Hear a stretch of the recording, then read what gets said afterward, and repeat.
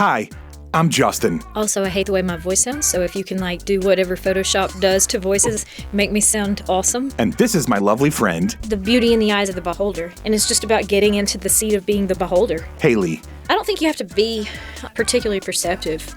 I just think you have to look up. This podcast is mostly just her telling me stories. If you expose yourself to the possibility that this might be really awkward, there can be something just really cool on the other side of it. She thinks that her life and way of looking at things are Oh, I was kind of waiting on you. I thought you were getting your stuff ready. You're waiting on me? pretty normal. You got to edit out all the misinformation about the Amish. Maybe you can relate. I would like a chance to re-sing the Amish Paradise. If you want lighthearted stories All right, you want to talk about goats? and stream of consciousness, I just woke up and needed some friends, and so I bought them. then you're going to like the Sunny Side Up podcast. Sunny side up, sunny side up, sunny side up, sunny side up.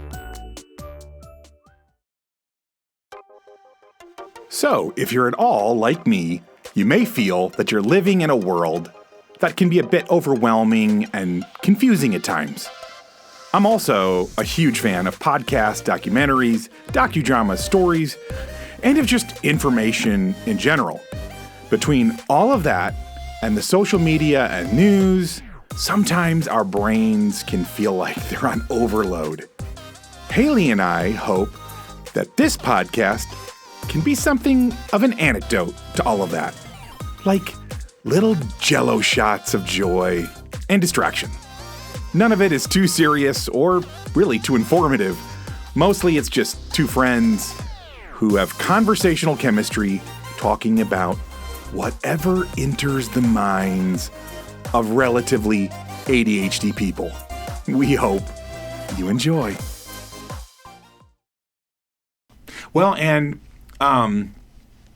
I had a really fascinating conversation sort of tangentially related to the things you dream up become reality.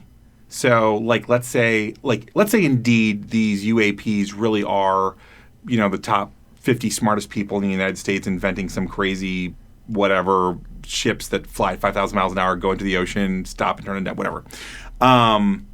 But we've been thinking about craft like that, and we've been imagining it as alien craft for a really long time, and it's in the movies, it's in the zeitgeist. Years ago, between 2015 and 2016, there was this 6-month window where I was doing Uber before I got into the commercial real estate world. And I had this guy get in my car from California who ran pretty much the premier or top robotics, let's say, because he was mainly supplying limbs for guys that had gotten blown up in Afghanistan. Prosthetics, yeah. Prosthetics, thank you. Robotic prosthetics. So he was the guy, him and his company, he was the engineers that had put together all these limbs that work really, really, really well, that connect with your brain and all this stuff to give the person who lost their arm or their leg or both or whatever, a pretty normal life. And he was also working on the full suits, the full, you climb in it almost like Iron Man. Yeah, yes. Bionic suits, yeah. To give soldiers, they could run at 30 miles an hour and leap over 10-foot walls, take a bunch of bullets, lift 1,000 pounds, all the stuff. He's contracted, one of the people contracted to build those suits. Anyhow, so I'm having this conversation with him, and I asked him, I said, where do you guys get this stuff? And he's like, oh, we see it in the movies. The creatives invent it. They come up with the idea. And then he said, then it goes to the people like myself, the engineers, and we sit there and we watch it and we go, huh, I'll bet if we did this, and this, we could actually do that thing. Yeah. Which is super fascinating. I think leads me to this whole thing of it's a little chicken and eggy, but I think in a lot of cases, it's the creatives, the people that write the books and the movies, dream up, quote unquote, fantasy. And they invent these worlds and these possibilities that don't exist. And the engineers figure out how to make it happen. Pull it into our space. Yeah, so fascinating. But that was an actual conversation where he was he told me, he said, me and other folks like me in Silicon Valley who are at the very cutting edge of AI, robotics, all of it. He's we literally, we got all of our ideas from books, comics, and movies. And we just were that's a freaking awesome idea. We'd never thought of it before, but we could do that if we tried hard enough. So, anyways. I could just sit and think about this for the rest of the afternoon. I know. That's so interesting. It is, yeah. Yeah, it gets in. Yeah, I've been talking about lately is like, I no longer know from the people who like do movies. Like, we recently watched Doctor Strange 2, and even like some of the stuff there where it's not so much about technology, but it's about like spiritual powers. Mm-hmm. And there's like all these parallels with actual spiritual powers and traveling, time travel, traveling through portals, all the stuff which I know of people and mystics who have done or do that. There's also people in the dark arts, like heavy duty witchcraft stuff who do that. And anyways, so I start to wonder with like the people who are writing the movie, I'm like, these are either really perceptive people. So it's like the people writing these movies are they're either coming up with something that's being copied, they're tapping into alternate universes, worlds, realities, spiritual dimensions, whatever you want to call it, and pulling those things in, let's say heaven or outside our domain into our domain, or they know something and they're just packaging it. Like they know that this thing already exists and they're sort of packaging it in a sort of an entertaining, slightly modified way. It's one of those three options. I don't know which. But it is a whole very fascinating thing to think about, the way creatives affect the world we live in. Are you a creative? Do you classify yourself as a creative? Like if you were a donut biscuit scone, which personality type are you? Are you a creative or an engineer between those two? Oh, between those two, I definitely tip towards the creative side then, yeah. And I think I'd be more of the engineer. Yeah. As a kid, I would imagine and create and think outside the box. But the longer life goes, the less creative I've become. It's way more just reactive to the situation. I wonder if you ever get to a point where you have your hands free and you're not so like focused on the urgent things around you, if you can tap back into it. the I think it's going to happen for energy you. of, like right now, you're trying to keep your daughter alive. She's dealing with adrenal gland. Well, it's just things like, what am I cooking for dinner? I know. It's going to use at least 3 different colors and 4 different food groups. Right. Like, what's it going to, like, brain energy is just going so many other places, and I'll never not have those responsibilities again. So it may be that it's just up to people like you to be the creative. The guys who are going to get their dinner at the restaurant will have the creative energy to come up with the innovation that the rest of us have set aside in order to satisfy both the food guide pyramid and eliminate a monochromatic food scheme. I like it. Of which I know nothing about nor care about. I wonder if you could be both as a career. Like a Disney Imagineer kind of does both. And I'm sure that they have their departments. Elon Musk. Yeah, he's a creative, but he seems to find the people who know how to do it. It's about recruiting the talent, the engineers, to make it happen. Okay, but one person could never. Have you seen how big a single, like Peyton, our friend that we know, just got a job at one of the Tesla places. Just one single place. They're massive. Like it's no one person could do anything like that. Of course, sure. You have to have a visionary who can start putting it together, and then you have to bring in the talent to support it. Like no man's an island. Yeah. So that's not that's like no duh. And for your I think you could be equally talented at creative and engineering, but at some point one is going to win out over the other, probably. So no, this is my theory. I think that there are extraordinary humans. Most of us kind of fall into like we're either a scone or a biscuit. Right. But there's those extraordinary folks that are both a scone and a fluffy donut. Like you could be every number on the Enneagram scale depending on the circumstances? Right. Okay, are those extraordinary people, or is that all of us? We just don't often have our foot in so many different environments that we have to test all those waters. I hate to say this because here's what you want us to tell people is that you can be anything you want to be. You just free your mind and I think we're moving the needle to where the average human has more and more chances to quote unquote be whatever they want to be. But I think there's very real limitations when you think of IQ, you think of like... If we're moving the needle towards that... We are. It's not so much a needle being moved towards that. It's a pendulum swing back towards...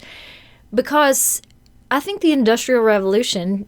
Which, odd that would come up twice one day, but I'm here for it. I love it. I'm down. But I I think Did you just push your glasses up on your nose a little bit? I'm going to start wearing them just so I can. Power move. But what were we talking about? The Industrial Revolution, how people are becoming... Yeah, the Industrial Revolution took people out of that I'm wearing all the hats, I'm a Renaissance man, and gave them a specialized function. That's fair. And narrowed their focus. And then, and it wasn't just the Industrial Revolution, but the entire, instead of living in a little agrarian society where you got to do a lot of things, we're going to just move to this situation where you can focus and specialize, and we hone in on this particular thing. So if we're getting back to where we do many things, it's the breakdown of a situation that we put us in. It's a pendulum swing, not a needle shift. And I'm not against it. Yeah, maybe COVID is doing us more favors than we thought because it's breaking people out of that. Maybe what is doing us more favors? Maybe COVID is helping to break that down because we're getting out of the 9 to 5 and everybody's quitting their jobs and being like, I'm just going to do something different because it turns out that living in a pandemic was better than what I was living in before. And so they're quitting their jobs and moving out to the middle of nowhere. Real estate markets in Montana are skyrocketing because people are like, I'm going to live somewhere beautiful. I don't know how we're all going to pay our bills, and it may not matter because the recession's coming, so I'm told. But in the meantime, it's going to be a glorious ride. Yeah, and maybe people are going to get more creative because they're suddenly giving themselves the space and the time and the energy to do it. Yeah. Yeah, it's a really interesting thought. If we put all of our nutrition into a single vitamin so we don't have to think so much about dinner. Boom, baby. That's where all the ideas are coming from. Flintstone vitamins coming right back, but stronger. And better. Yeah, I would imagine there's probably going to be a point where they'll get artificial food production to where it tastes pretty good, it's pretty nutritious, and it will come squirting out of something.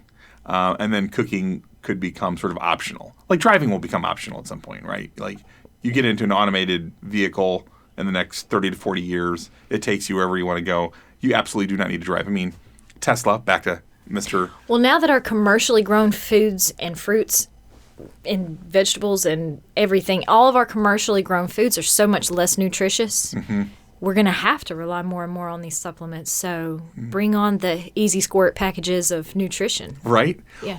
Or, to your point, that's one way. That's like we're in the fork in the road. But have you noticed how many people are like growing gardens again? Like it is becoming all the rage. Is it? Yeah. That's wonderful. Right. It's really cool. So there was like this we came from this, like every other major civilization or whatever, very agrarian beginnings, right?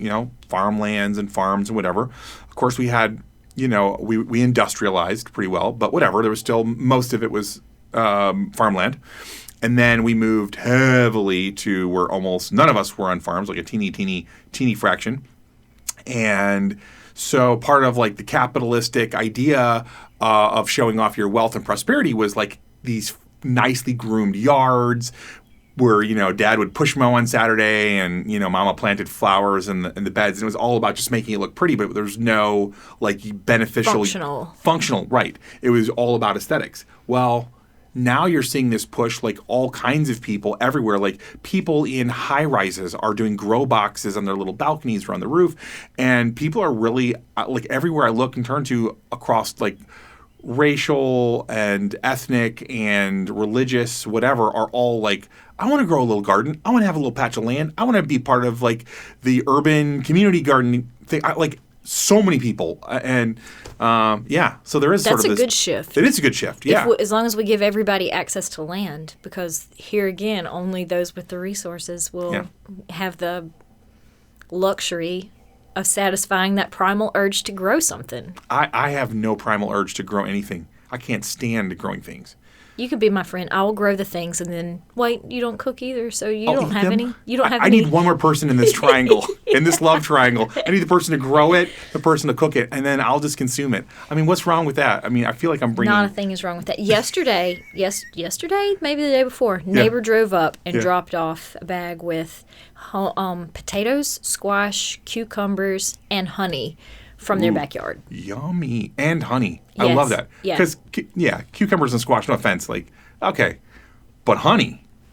Oh, man. That's amazing. Well, yeah, especially, honey does a lot for your system if it's coming from your neighborhood. Like, it's going to help you. It's going to help you with your seasonal allergies and everything else, as long as those bees are harvesting that pollen from the flowers that you're exposed to. So not only does it have to be local, but it probably needs to be eaten within the season. Wait a minute. Do you know honey is the only food in the whole world that, as far as we know, never goes bad? We have found, I think it's 5,000-year-old honey buried in some tomb and somewhere. Why is the honey on my counter like crystallized? It doesn't mean it's gone bad. Like, I think if you warm it up, it never rots or ferments or anything. No, I think you can ferment it, and there's a process to make like honey, whatever. But on its own, it never. It's the only known food to never go bad. It's one of the magical things about honey. There's so many magical things about honey, but that's one of them. Holy smokes. Yeah. It's so cool. I have been, I forgot to return that phone call. I've been doing some, giving some advice here and there, like not free legal work, but opinions, essentially. Actually, no. Yeah, there was a little bit of free legal work. And they were, the man was like, hey. You should do like a Dear Ann. What was that lady who did the... Ann Landers. Ann Landers, yeah. Yeah, I don't say I give good advice. Okay. No, but... just small favors here and there. But anyway, the man was like, hey, I thank you, and I got something come to you. And I was like, oh, no, we're friends. Like, you don't owe me anything. And he's like, listen, I'm going to tell you like I have had to tell other people in the past. Don't refuse your blessings when you don't even know what it is. That's right. But it's coming. I've got something for you. And I was like, you're so right, and I'm so excited. I can't wait for it. But his talent is... he is a beekeeper, but he's actually at the top of the beekeepers. Like, he's the leader Pyramid? Of the beekeepers. Ooh, is it a cult? No, but it is an organization. Well, I mean, you can come and go. If you're in it, it's because you want to be there, not because you feel compelled. So it's actually like a healthy cult. What do you call it? Just an organization. But either way, he's at the top of it. So in my heart, I'm like, he's either probably going to bring me some honey or perhaps a bee box, and I don't want it to be like. I don't want to oversell the value of what I've done, but if he brought a bee box to my house, I might just die of happiness. Okay, wait a minute. I was going so a different direction. I was like, please bring me the honey that you've done all the hard work. But a bee box, you know that there's going to be bees living in there, right? But they would be making honey from the stuff in my yard. That would be the most potent honey that I could possibly expose myself to. It would be amazing. Okay, but you're also aware of all the other stuff you have to put on whole bee outfits and smoke them out. If I'm dealing with them, but I think that's what he does. I think he manages them. Oh, you're right. Yeah, now we're back. We're back in business. Yeah. Yes. And again, I would never ask him for such a thing, but when he was like, I got a blessing and it's coming your way, it may be honey. It may be a jar of honey, which is fine. It could be like an old rind of salami or something he's going to throw in a paper bag. It could be, but he gave me honey last time.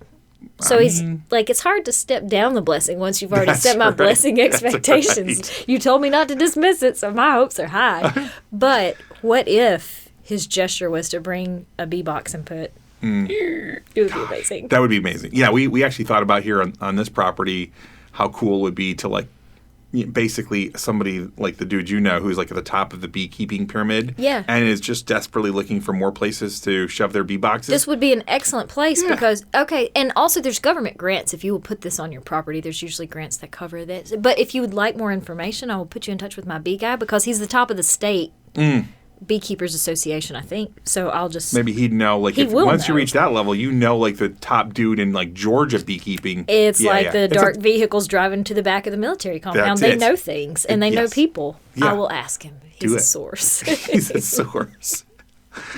Oh, my gosh. Honey, I put it in my coffee because your wife told me that you put it in your coffee, and by Jove, that's delicious. It is delicious. Did it take you about a week, though, to get used to the taste differential between that and sugar? No, because my palate is so unrefined. My sense of smell is so weak that I don't really detect a lot of difference in many flavors.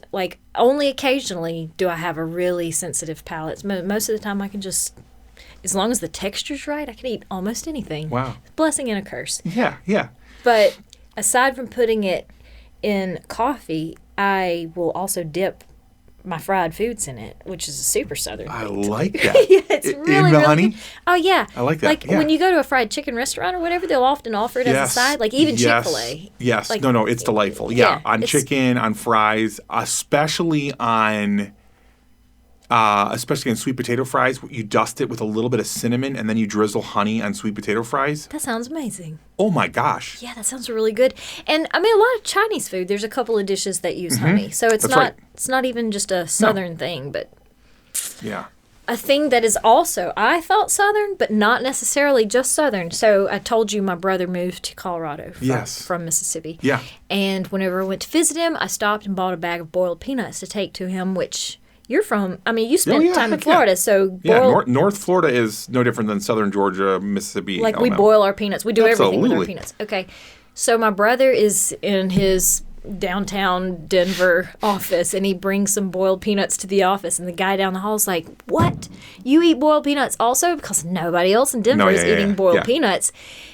The coworker was from China.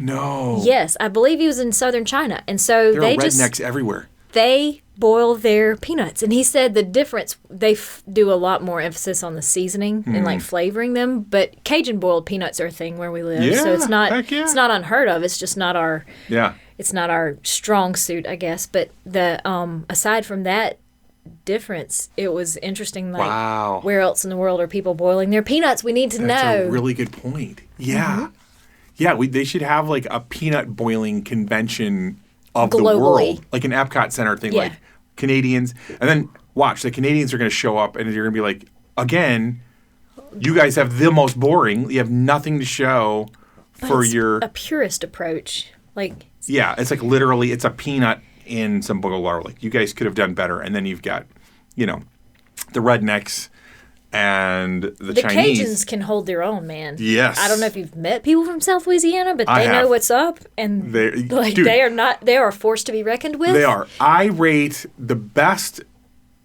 food in the United States, in my opinion, is in Chicago. Hands down. The pizza, the hot dogs, what are we going on? Yes. Everything? Everything. Every just category. That Italian? Yes. Asian, Jamaican, whatever it is. There's a reason for it. It's because this is a side jag, but it's one of the most segregated cities in the country. So each corner gets specialized. Right. Polish are serving to Polish. Jamaicans are serving to Jamaican. Russians to Russians, blah, blah, blah, blah. So you get really purely beautiful food. That is such a reasonable explanation. Yeah. And it's very naturally done. Sure. It's not like, any which way. So that's why I think, I don't know all the reasons why. It's definitely one of the reasons why Chicago has the best food in the country, even I think better than New York, which New York is amazing. But I'd say number 2 is New Orleans. That food is off the shazang, man. Sure. So good. Yeah. Undeniable. Yeah. Undeniably beautiful, amazing food. I think, are we getting hungry? We just talk about food all the time. But we've been doing it the entire time. I don't even know that we're hungry. It's just it's just have part of our vernacular. Hearts. It's just what we talk about. Yeah. Cajuns are good at Cajun food. But are they good at all other types of food? I don't know. Boiling the peanuts, I'm sure that they are. I just thought it was kind of fascinating that southern China and southern United States were 2 of the only places that we know of that boil their peanuts. Yeah, that's a good point. I don't even know, because you're right. Asian dishes tend to have a lot of peanuts in them. I wonder if other places in the world are as peanut-centric. Yeah, where else do they grow? I have no idea. I don't either. And that may be part of it, is where else is the crop even exposed? Because I'm sure the poorer cultures have done as much with that crop as they can. And that's probably what southern China has in common with the southern United States. And you got to have the right climate to grow them, which... Do you? Or are they pretty much universal, like they'll just grow anywhere? I don't know. I mean, I've only ever been to the peanut capital of North America, which is Dothan, Georgia. But that's not to say, I mean, it's in southern Georgia. Yeah. And like more, in my memory, it was sandy soil. But I'm not really sure what the prime conditions are. But that makes it seem like Mexico would be a good place. Yeah, you'd think. To grow peanuts. But you don't ever hear of Mexican peanuts or peanut products. So interesting. We got things to explore. There's a lot of questions. Amish culture that we had to do some fact finding on, and peanuts. The list is going to grow. Yeah. Stuff that we should be Googling. Hello, lovely friends. Thank you so much for hanging out with us. And it would mean the world if you would tell other people about this podcast and maybe even spam your social media accounts with just how much you're enjoying it. If you are, of course. Also, commenting and rating us on whatever platform you're downloading or streaming from is incredibly helpful to a little startup podcast like this one. On the other hand, if you are dissatisfied with your listening experience, please leave all of that hate on someone else's podcast. Just maybe to confuse them a little bit, right? But most of all, we hope you keep looking up and looking for the sunny side of life.